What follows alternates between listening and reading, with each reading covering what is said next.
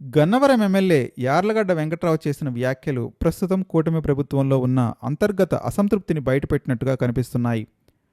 Gannavaram airport terminal పనుల్లో మిగిలింది కేవలం 20% పనులు మాత్రమే అయినప్పటికీ ఆ పనికి అసాధారణంగా ఎక్కువ మొత్తంలో కాంట్రాక్ట్ ఇవ్వడంపై ఆయన బహిరంగానే ప్రశ్నించడం జరిగింది.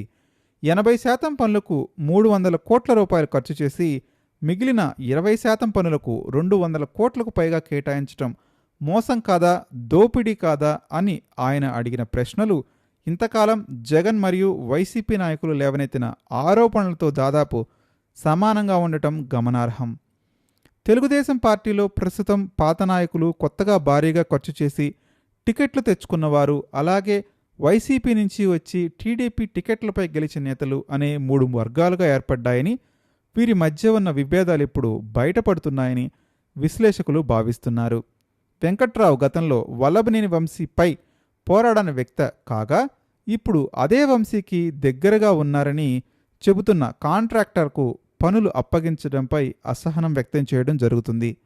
ఇదే సమయంలో కొలికిపూడి శ్రీనివాసరావు వంటి నేతలు కూడా ప్రభుత్వ పెద్దలపై విమర్శలు చేయడం, ఎంపీలు నియోజకవర్గాల్లో జోక్యం చేసుకుంటున్నారని ఆరోపించడం కూటమిలోని అంతర్గత కలహాలకు సంకేతంగా కనిపిస్తుంది.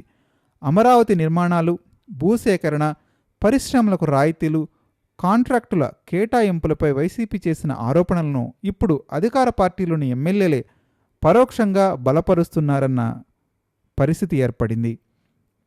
చంద్రబాబు నాయుడు అవినీతి ఆరోపణలు, ఎమ్మెల్యేల దురుసు ప్రవర్తనపై హెచ్చరికలు జారీ చేస్తున్నప్పటికీ ప్రజలకు మాత్రం 10 రూపాయల పని కోసం 40 రూపాయలు చెల్లిస్తున్నారా అనే సందేహం కలుగుతుందని విమర్శలు వినిపిస్తున్నాయి.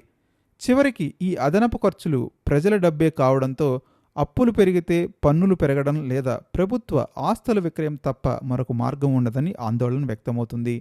నిజంగానే మీరు కూడా యార్లగడ్డ వెంకట్రావు చేసిన వ్యాఖ్యలను సమర్థిస్తారా, లేక ప్రభుత్వం వైపు న్యాయం ఉంది అనుకుంటున్నారా? మర్చిపోకుండా కామెంట్ చేయడానికి ప్రయత్నించండి.